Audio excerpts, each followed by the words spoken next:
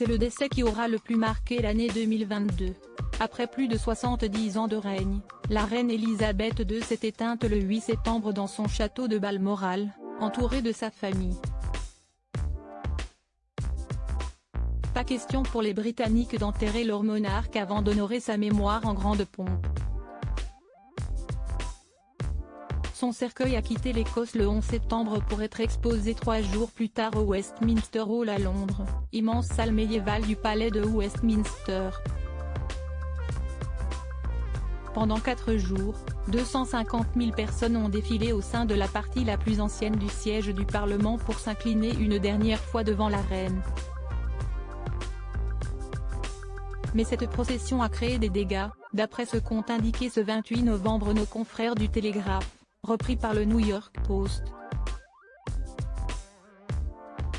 En effet, les sols historiques du hall ont été sérieusement endommagés.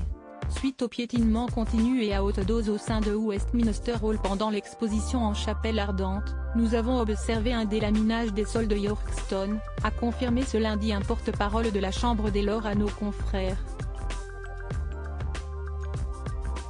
La délamination, ou bien ici décoloration de la pierre, est le mot technique désignant l'endommagement d'un matériau qui se divise en couches minces suite à un frottement et qui finit par s'écailler sous forme de lamelles.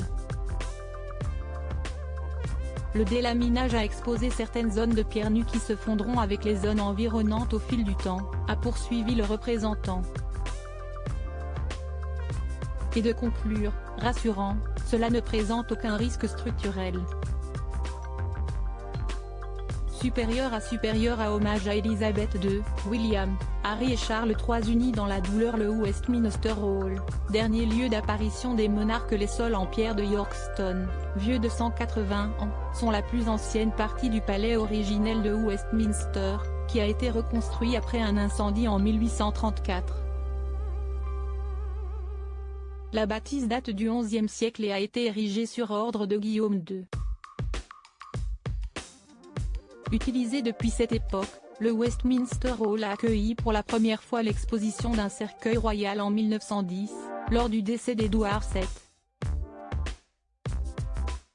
Les parents de la reine Elisabeth II, le roi George VI et la reine-mère Elisabeth, ont également été pleurés par leur sujet en ce lieu, respectivement en 1952 et en 2002. Crédit photo, agence.